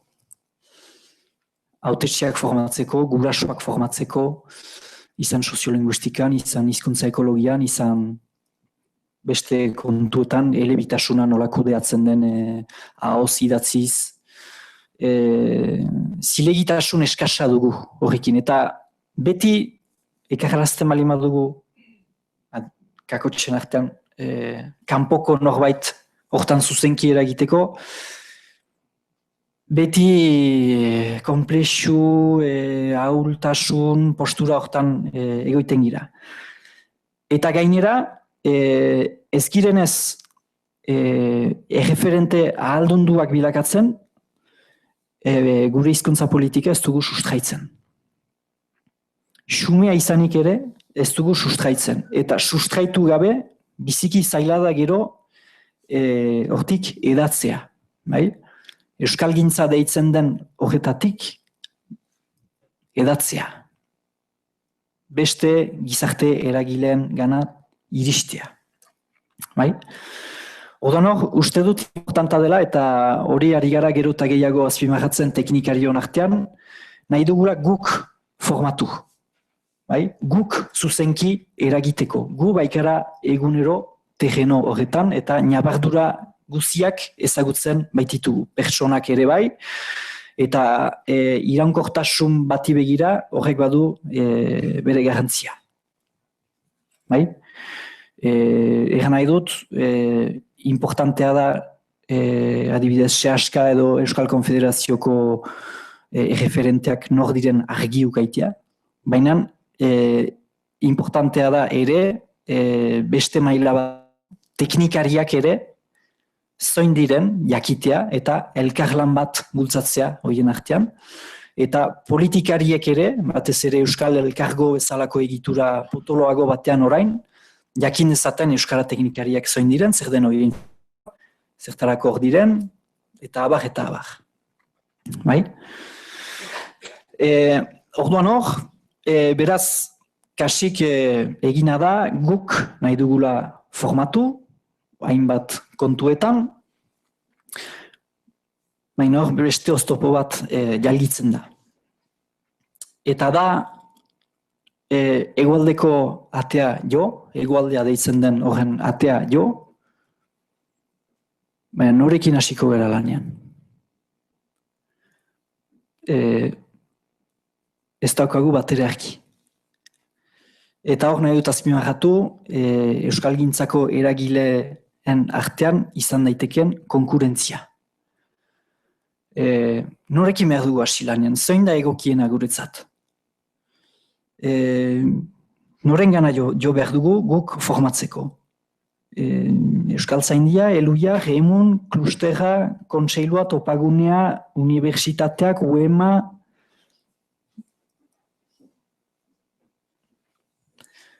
zaila izaten da. Eta hortako ere dut berriz salto bat eginen aitzineko puntura, da, tokian tokiko erreferenteak eta horien zoin argitzea zoin den garrantzitsua. Bai? Biziki garrantzitsua da, nahi bali madugu elkarren arteko konexio bat sortu, batez ere lurraldeen arteko maila batez ari bali magara. Eta gainera uste dut, azken 50 urteotan, eraiki dugula ondare komun bat. Euskalgintzak baduela bere ondare komuna. Bertsolaritzak duen bezala, bertsolaritzak bazuen eskuartean mendeetako doinutegi bat, metrika bat, tradizio bat, sustraitua zena baserritar munduan, baina jakindu ondare hori egokitzen 21. mendera. Uko egin gabe bere ondareari. Bai? Eta jakindu 21. mendean egokia den eta funtzionatzen duen eta politikan, polisan txertatua den unibertso bat, berezia dena, baina eragiten duena, edatzen, behetik gorako prozesu batean, baina konexioa bermatuz Euskal Herri osoan. Eta hor ere, barnetik aztertuz bertsogintza, ohartzen gara gauza batetaz, da formakuntzak duen garrantzia hor ere. Bertso eskolak biztan dena, baina ez da antzi behar gai emaileak formatzen dituztela, epaileak formatzen dituztela, eta abar, eta abar.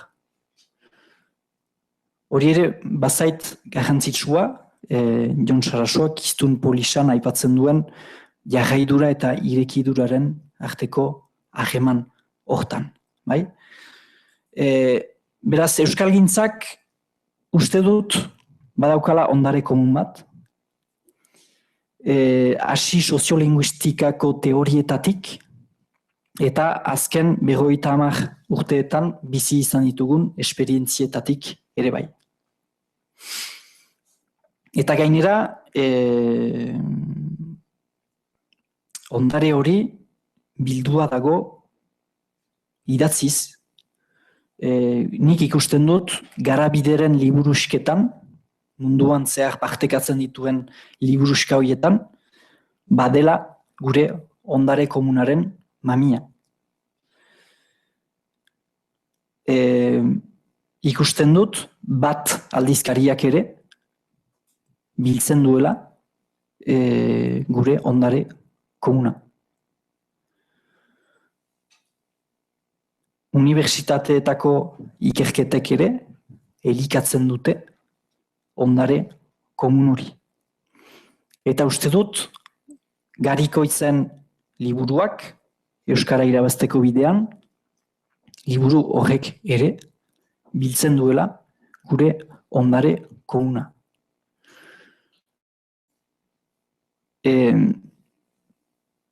Ez zait kasualitatea bertsolaritzak olako arrakasta ukaitea, zinez uste baitut arrakasta horren abiapuntua dela ondare komun baten sustraitzea eta irekitzea, elikatzea. Ikusten dugu, adibidez, feminismoak nola elikatzen duen bertsolaritza. Bai? Eta horrek erraiten du ere, bertsolaritza badela adi eta emaztek ekartzen duten ideia eta asmo berri horien tratatzeari, hartzeari eta berriz edatzeari. Bai? Ez dut uste bertsolaritza mugimendu autista denik. Biziki zabalik den mugimendua dela erganezake. Eta uste dut garaia dela guk gure ondare komun hori sustraitzea. Kontutan hartuz, badakigula hainbat gauza. Badakigu, adibidez, D eredua oinarria dela. Badakigu. Badakigu, D eredua oinarria izanik ere, Europako zibilizazioetako, mendebaldeko zibilizazioetako aurrek beren urteko denborako 15% baizik ez dutela pasatzen. Badakigu elebitasuna euskararen alde kudeatzen, ahoz, idatzietan. Badakigu erdaldunen integratzen euskarazko dinamiketan. Badakigu gabeziak nun dauzkagun. Kulturan, isialdian, lan munduan. Badakigu, importanta izanen dela, funtzio banaketa bat lortzea gizarte zibila, administrazioa eta lan munduaren artean. Zeharka jokatzea. Azkigu ezagutzen ditugun legearen mugak. Badakigu diglosia kontutan hartuko duen hizkuntza politik partekatua eta antolatua izanen dela bidea. Eta hori jakinik importanta zait jendearen gana joatea ondare horrekin. Ondare hori partekatzera, irekitzera.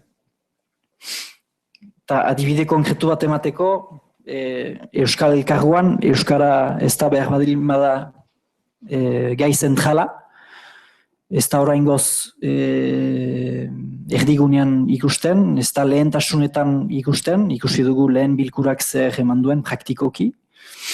Nik sentitu dut hor ez jakintasun handi bat, hautetxien partetik, hizkuntzak nola kudeatzen diren, eta ez dira hain segur ere hauniz saiatu orain arte.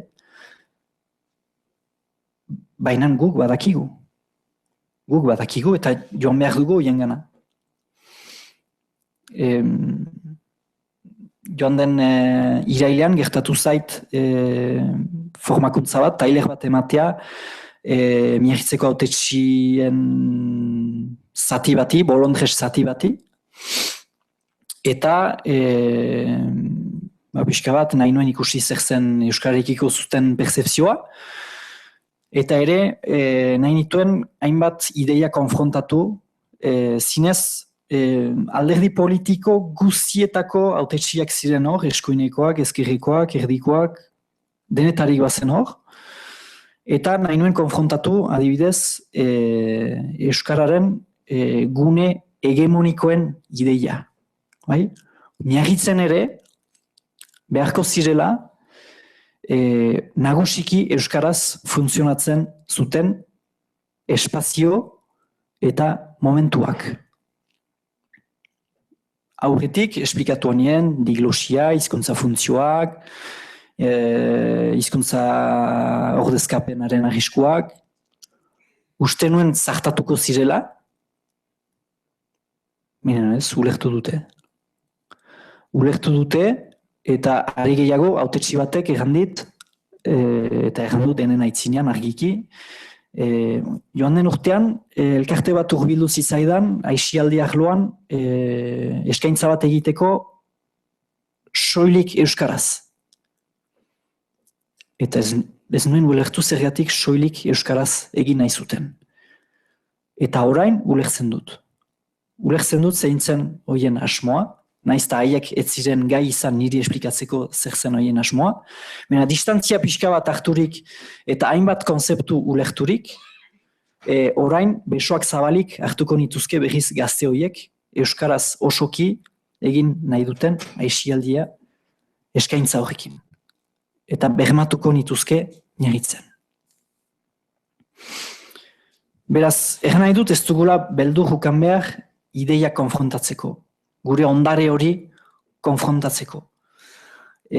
Are gehiago uste dut, erreperioak berritugula gizarte zapartatu honetan.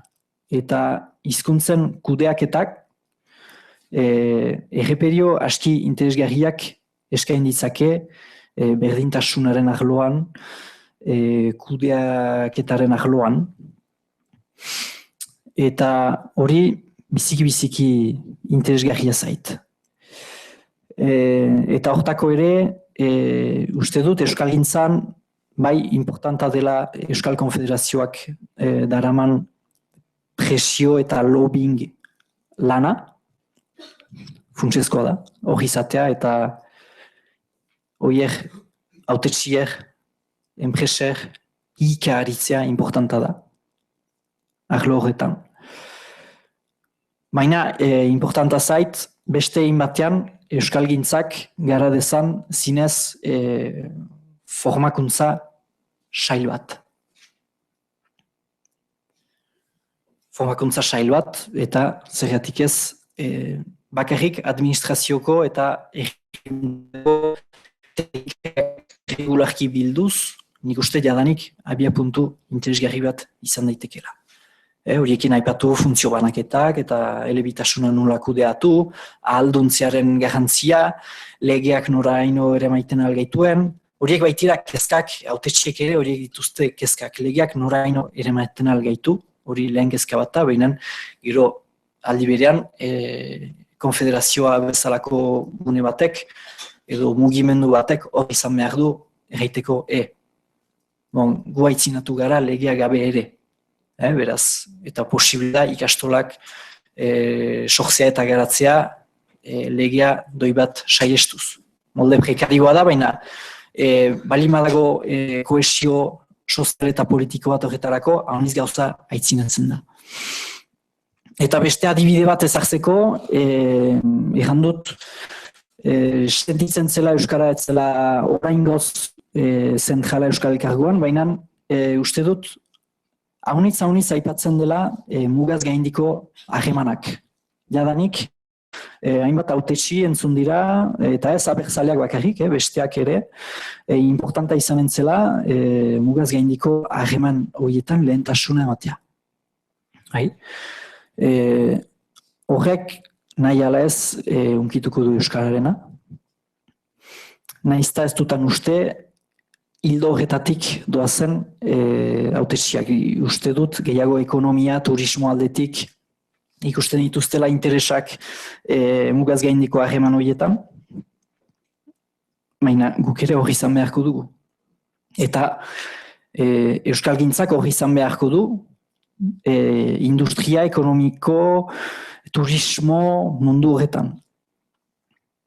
Hori balimada hautetsien interesa, egan beharko dugu, guk hor presente izan beharko dugu, eta baliatu beharko dugu aukera horretaz, Euskararena ere xertatzeko. Bai? Ez da gitzen bademora 5 minutu. Bai. Eta hortaz, biziki garrantzitsua zait, beraz, Urek eta Imanolek azpimarratu dute, antolatzea. Bakarrik ondare komun horren partekatzeko eta edatzeko.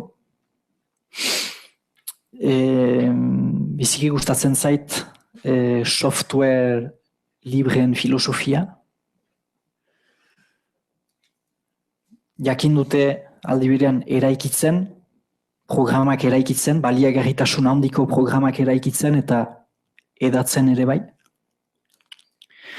Eta beraz, erganezake antolatzeak izanen dituela bi espazio importanta eneiduriko. Bata da fisikoa eta bestea gehiago virtuala. Ezin baitugu ukatu sareak eta internetek eskaintzen ahaldizkigun baliabideak funtsezkoak izanen direla. Gero, behar bada, oraindik beharko dugu ikasi, hobeki kudeatzen zer den gure bilkura fisikoen funtzioa eta zer den gure bilgune virtual horien funtzioa. Kusten dut lehentasunez fisikoki biltzeak dituen erronkak dela formatzea, eztabaidatzea, erabaki hortzea, beharrak ere azaleratzea. Eta virtualki baliatu ondare komun horren alde datu baseak osatzeko, segitzeko datu baseen osatzen. Datu base horren, ondare horren saretzea, divulgatzea, edatzea, partekatzea, biziki importanta litzatekeela. Ahantzi gabe bizipenak, garabidek eskaintzen dituen bizipen horiek biziki importantak dira. Joatea erakunde honen bisitatzera, bestearen bisitatzera, esperientzia partekatze horiek importantak dira bizitzea gauza horiek. Eta beraz, erganezake antolaketa horrek, beraz, bi hanka horiek ukaitea importanta dela. Eta ere segitu behar dugula, eta maiz ahazten dugu, iparraldean ez baitugu unibertsitate mundu handirik bizi izan sekula, baina nik ikusten dut, batez ere hautetsiei begira, unibertsitateak baduela indar handi bat. Guk herri mugimenduetan bizitzen ditugunak, eramaten ditugunak, aitzina eramaten ditugun gauzak zilegitzeko. Eta unibertsitatearen zigilua pausatzeko arrakastatsuak zaizkigun esperientzietan. Berriki atera da tesia bat, Beñat Lazkano Isasuarrak, Lapurtarrak egin duena. Eta horrek zilegitzen du erabat unibertsitate munduan eta akademia munduan, eta uste dut akademiaren mundutik eta hautetsien mundura ez dela halako amildegirik, zilegitzen du de eredua. Murgiltze eredua iparraldean. Egin dituen ikerketek, hainbat gauza frogatzen dute, unibertsitateak dakarren prestigio horretatik, eta hemendik aitzina, iparraldean ere, de ereduak badu zigilu hori. Eta hori biziki importanta da. Importanta da, guk badakigu, sehaskan badakigu de ereduak funtzionatzen duela. 50 urtez frogatu dugu, oinarri hori dela nahi bada euskara bizi berritu. Baina oraindik ere hainbat uzkurtasun nabaritzen dugu gure inguruan. Izan hautetsiak, izan administrazioko teknikariak, izan gizarte zibila. Hainbat uzkurtasun bada hor. Eta unibertsitateak nire ustez badu hor jol bat, eta aldean guk ez dugu demorarik, ez dugu baliabiderik gure esperientzia kanpoari begira baitez bada zilegitzeko, baina unibertsitateak badu kanpoko begirada bat ekartzeko guk egiten dugunari, ikerketen bidez eta abar, eta badu mundu akademiko eta prestigiodun horretan guk eramaten dugun lana baimentzeko bezala. Eta beraz, hori, ikusten dut lujaldetasun harreman horiek merutela aldi berean kasu egin sustraitzeari, tokian tokiko erreferenteak ukaiteari, baina ondare komun bat ukaiteari, helburu berdinak behar ditugu, baina ez baitez bada prozesu berdinak. Eta konexioak behar ditugu gure artean, alde batetik gu hobeki antolatzeko, gu edatzeko, eta konexioak unibertsitatearekin, zilegitasun erabatekoa bermatzeko gizarte honetan. Mil esker.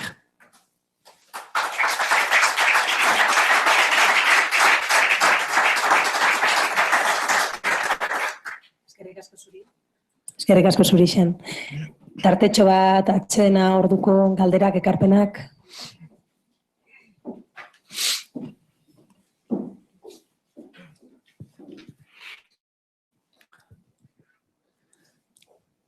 Kaixo esan, ni ekako kidea naiz eta galdera koordinazioa baino gehiago iparraldeko egoeraren inguruan eta herri elkargoaren etorkizunari buruzkoa.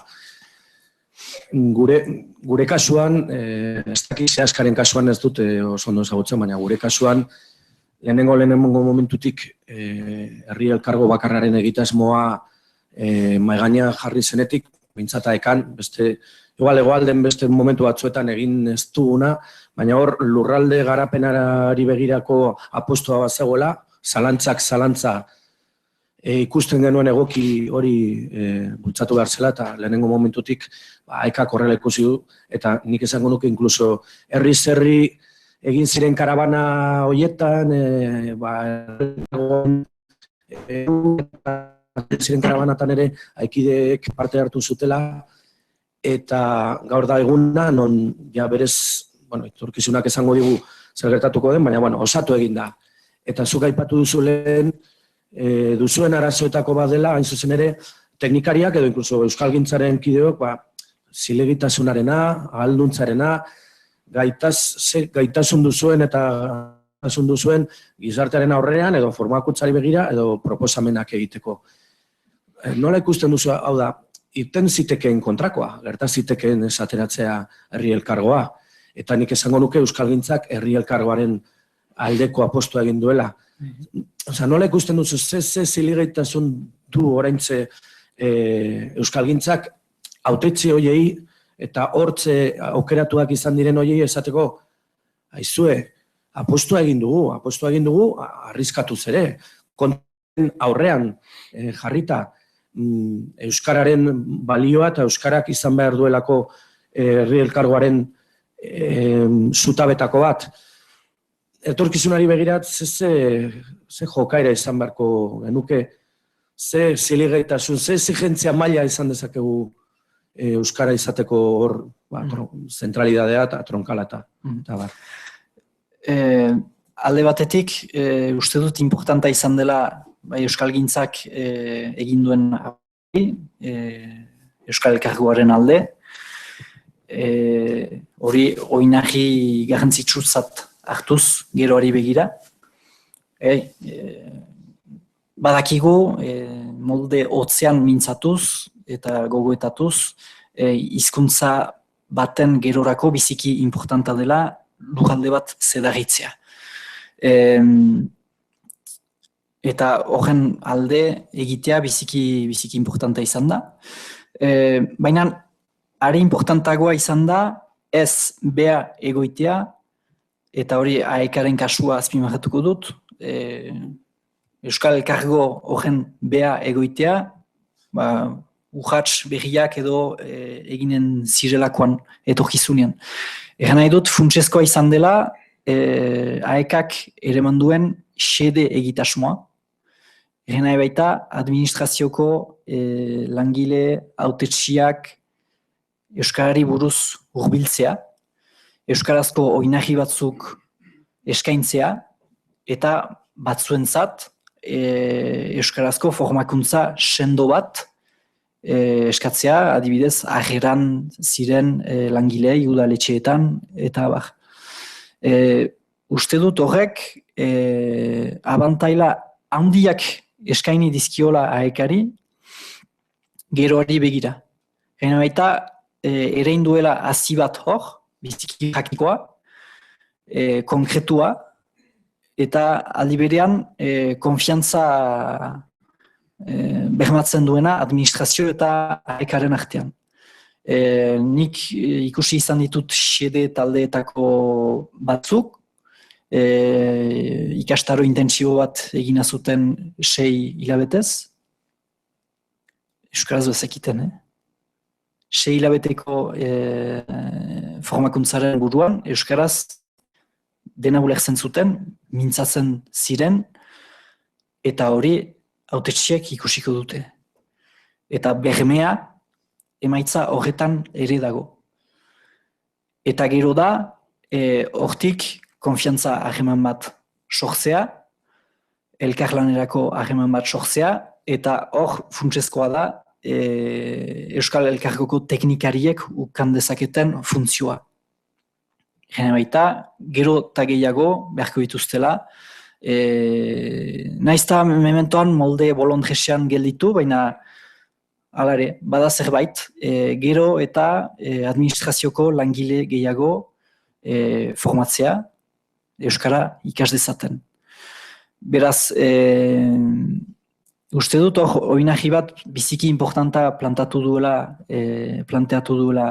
AEK-ak, eta gero bada, nik uste guk dugun zilegitasuna dela gure esperientzian, oroak mintzatuz orain, eta behar da Seaskaren adibidea hartuz.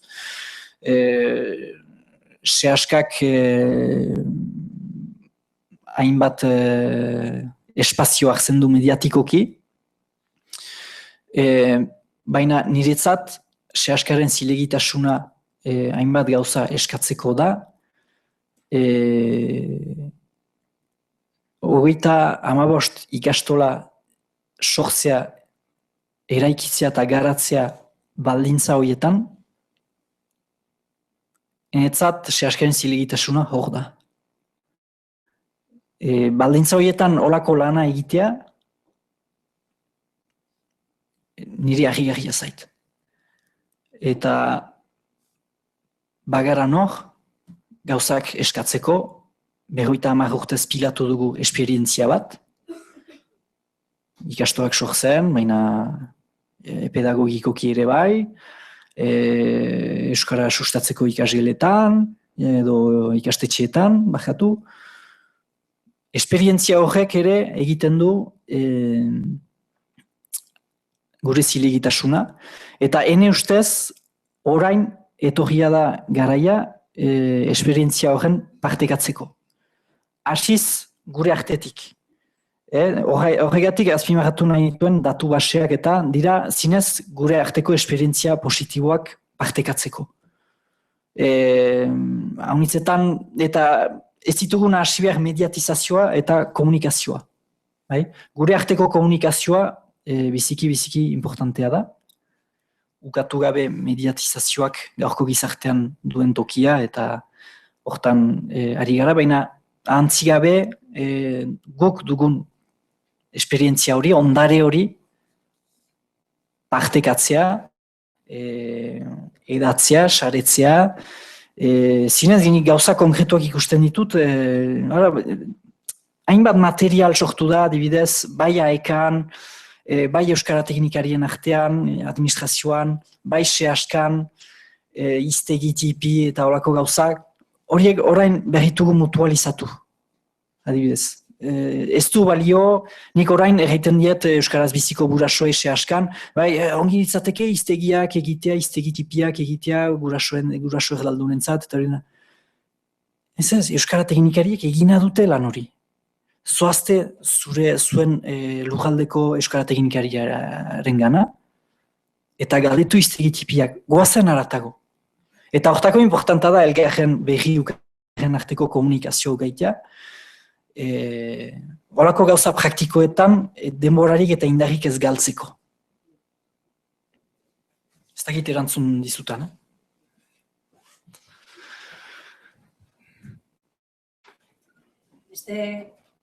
Beste galderarik ez badago atxeneako tartea. Bai.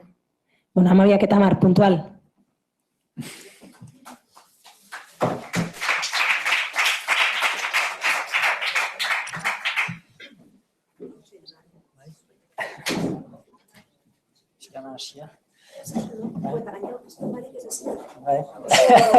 Gaitasun handia gaur egun,